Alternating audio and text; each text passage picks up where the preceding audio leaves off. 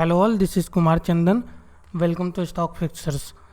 अभी हम लोग एक कंपनी CDSL के बारे में बात करेंगे, उसके फंडामेंटल्स को जानेंगे, उसके बिजनेस के बारे में जानने की कोशिश करेंगे और देखेंगे कि इस कंपनी में CDSL में इसका स्ट्रेंथ क्या है, वीकनेस क्या है, बिजनेस मॉडल क्या है, कैसे फंक्शन करता है और कितना स्ट्रांग कंपनी है।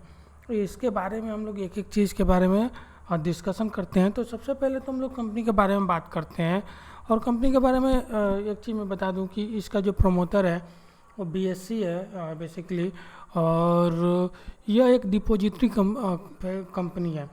और ये इंडिया की अकाउंट के मामले में अगर बात करें तो इंडिया की लार्जेस्ट डिपॉजिटरी है। ये इंडिया की लार्जेस्ट डिपॉजिटरी है। करीब 58% का मार्केट शेयर इसके यह होल्ड करती है। मार्केट में ये 58% शेयर अपने नाम रखती है, होल्ड करती है। तो इसको कह सकते हैं कि one of the leading depository है। और इंडियन मार्केट में दो ही डिपॉजिटरी है, कह सकते हैं दुओपोली है, एक तो CDSL और एक NSDL की। तो बस ये इंडिया मार्केट में दो ही डिपॉजिटरी है जिनमें यह लीडर है। CDSL आपका लीडर है।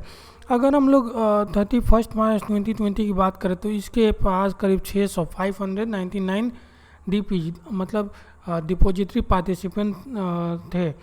और इसका सर्विस पूरा India, through out the India में फैला हुआ है और अभी भी फैला हुआ है। और देखिए कैसे DP सर्विसेज इसके ग्रो हुए हैं।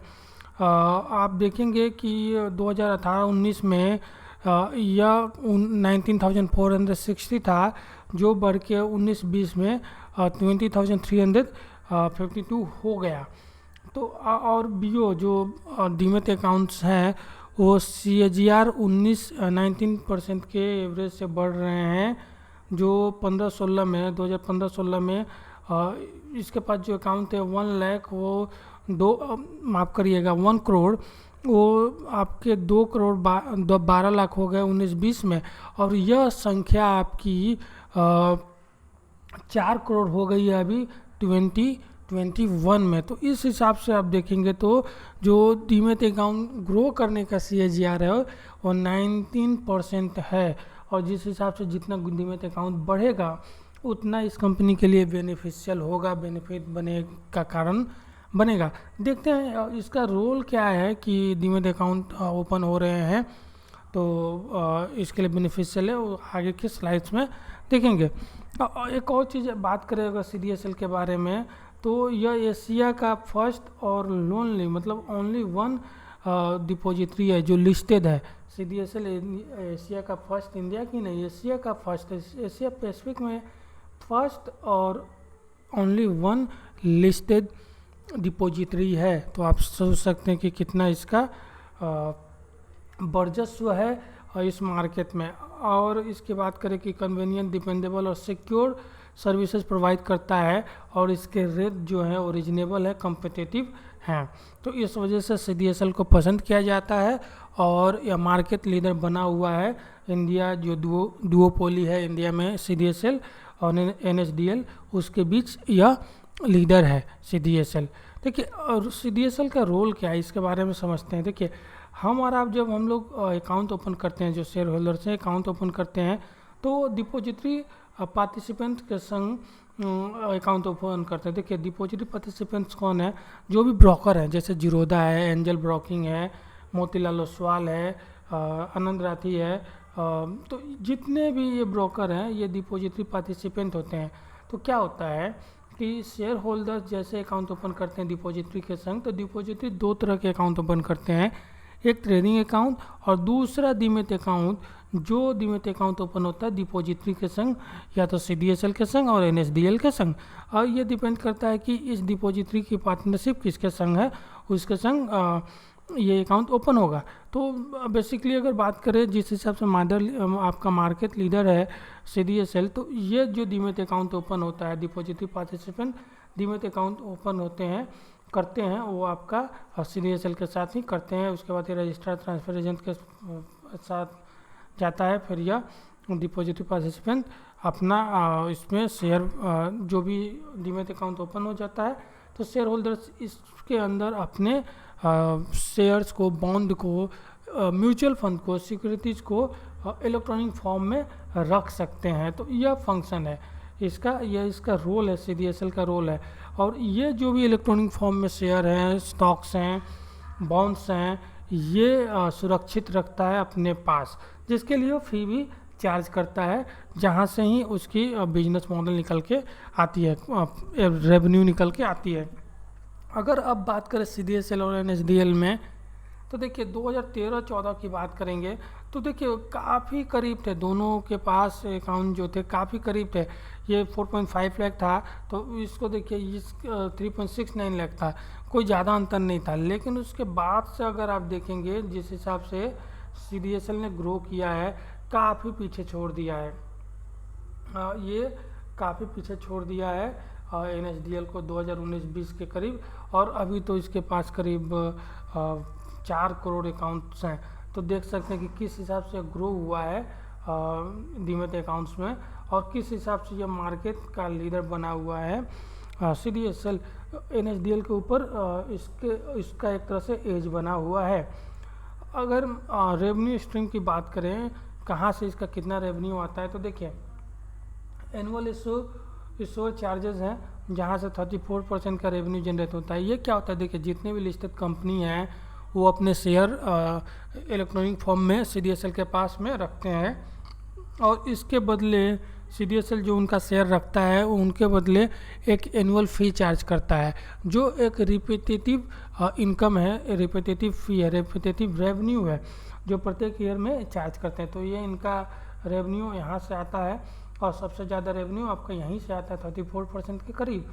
और उसके बाद ट्रांजैक्शन चार्जेज होता है, आप जितनी बार बाई सेल करते हो या फिर प्लेज अनप्लेज करते हो अपने शेयर को, तो वहाँ से भी ये भी एक चार्ज करते हैं, CDSL चार्ज करता है या डिपॉजिटरी चार्ज करते हैं, उससे ये करीब 19% का आपका रेवेन्यू निकल के आता है। इसके अलावा जो ऑनलाइन डेटा ये सिक्योर रखता है, उसके वहाँ से करीब 16% का रेवेन्यू निकल के आता है। और IPO जो नए नए आते हैं उससे भी ये चार्ज करता है, और डॉक्यूमेंट वेरिफिकेशन के लिए चार्ज करता है। देखिए डॉक्यूमेंट वेरिफिकेशन मतलब ये सिंपली इसको हम लोग एक तरह से KYC कह सकते हैं। और यह अपना काम जो KYC वाला काम है, यह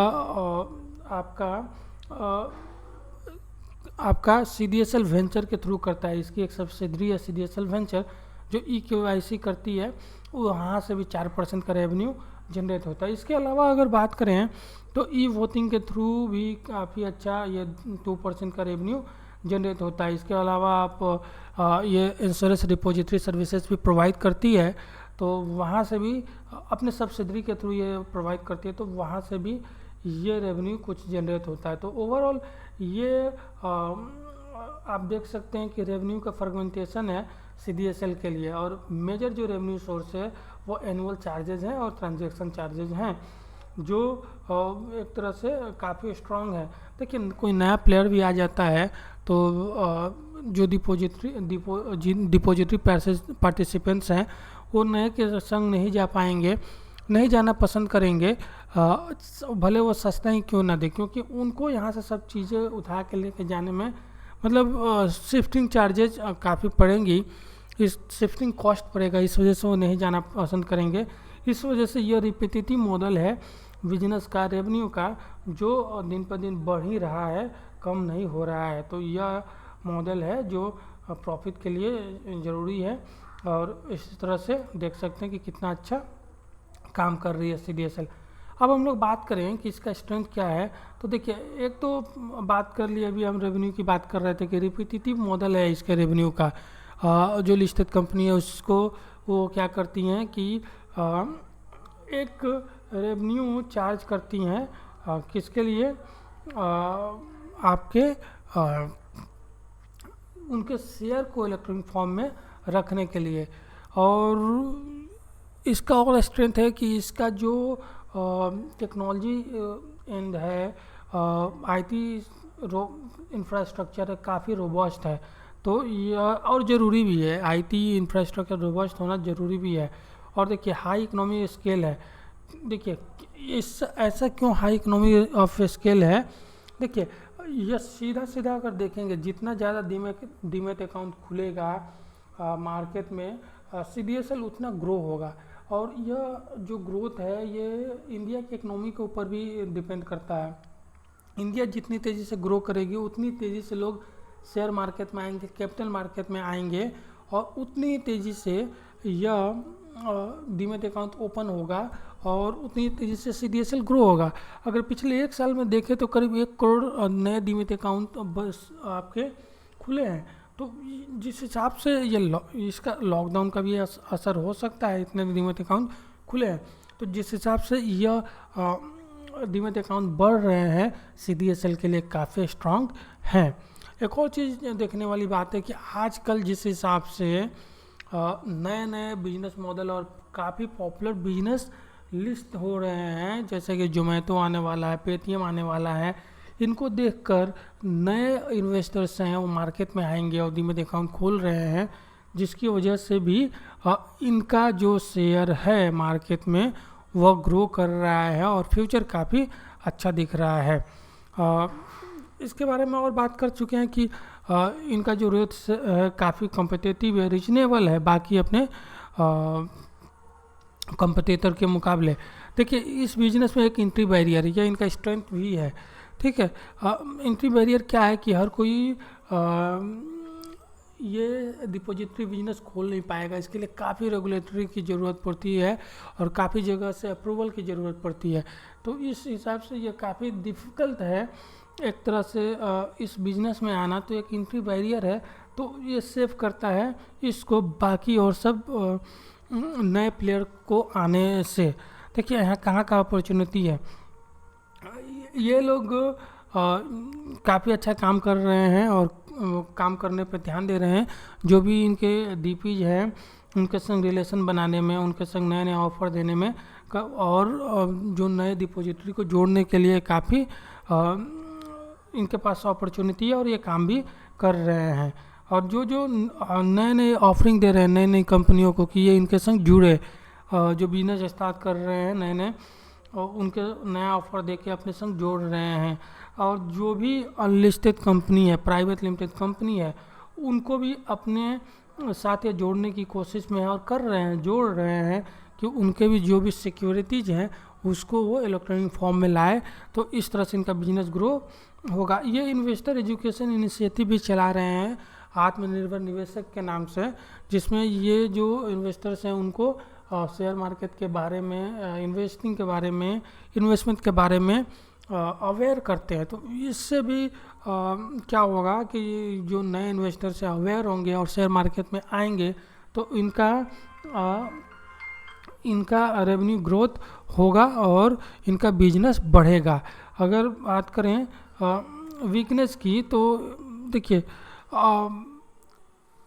ये वीकनेस क्या हो सकती है। देखिए ये टोटली आईटी वाली कंपनी है, इलेक्ट्रॉनिक फॉर्म में काम करती है, तो वीकनेस क्या हो सकता है, इसके ऊपर मलवेयर और साइबर अटैक्स हो सकते हैं, तो उससे बच के रहना पड़ेगा। अगर कभी मलवेयर साइबर अटैक होता है तो यह कंपनी के रेपुटेशन पे काफ़ी गंदा प्रभाव डालेगा, जिससे इसको सेव करके रखना है। अगर थ्रेट की बात करेंगे तो अगेन देखिए इसका जो भी टैरिफ है वो करीब उससे भी द्वारा रेगुलेटेड है। मतलब जो जैसे कि लिस्टेड कंपनियाँ इसको कुछ पेमेंट पे करती हैं, वो उससे भी तय करता है कि कितना इनको पेमेंट करना है। अगर आईपीओ नया आ रहा है तो उससे भी तय करता है कि कितना सीडीएसएल को पे करना है। तो एक तरह से ये थ्रेट हो सकता है कि सेबी इनके रेवेन्यू मॉडल को रेगुलेट कर रहा है, तो आगे चल के उसको कम बेसी कर सकता है। तो इस हिसाब से एक यह थ्रेट हो सकता है। और अगर हम बात करें कि और इसका एक और थ्रेट है साइबर सिक्योरिटी भी इसका एक थ्रेट हो सकता है, क्योंकि अगेन हम लोग जो बात कर रहे थे कि साइबर से मॉलवेयर का अटैक हो सकता है, रैंसमवेयर हो सकता है, फिशिंग हो सकता है। तो जब भी देखिए ये सब चीज़ें ये फाइनेंशियल सेक्टर में काम कर रही है कंपनी, और ये सब का अटैक का खतरा हमेशा बना रहेगा फाइनेंशियल में। तो इन सब चीज़ों को देखकर ये हमारे सामने इसका स्ट्रेंथ है, वीकनेस है, अपॉर्चुनिटी है और थ्रेट है, तो इस चीज़ को भी देखना पड़ेगा। तो अभी चलते हैं थोड़ा सा इसके फाइनेंशियल्स के बारे में भी चेक कर लेते हैं कि इसके फाइनेंशियल्स क्या कहते हैं। तो हम आए हैं मनी कंट्रोल के ऊपर इसका फाइनेंशियल्स को चेक करने के लिए कि अभी ईपीएस करीब 19 है और पीई करीब 75 है। बुक वैल्यू अब देखेंगे, प्राइस तो बुक वैल्यू देखेंगे तो 16.39 का है। लेकिन अगर हम देखेंगे कि इन सब चीज़ों के ऊपर ये कैसे ग्रो कर रहा है, तो इसका यहाँ पे आते हैं और देखते हैं कि कैसे ये ग्रो कर रहा है। तो देखिए रेवेन्यू के बारे में देखते हैं कि रेवेन्यू कैसे ग्रो कर रहा है, प्लस आपका कैसे ये आगे ग्रो करता रहेगा। तो आइए इसके रेवेन्यू के बारे में देख लेते हैं एक बार। हम लोग आए हुए हैं आपके मनी कंट्रोल के ऊपर और यहाँ है, देखते हैं आपका रेवेन्यू ग्रोथ के बारे में। तो अगर रेवेन्यू ग्रोथ के बारे में देखें,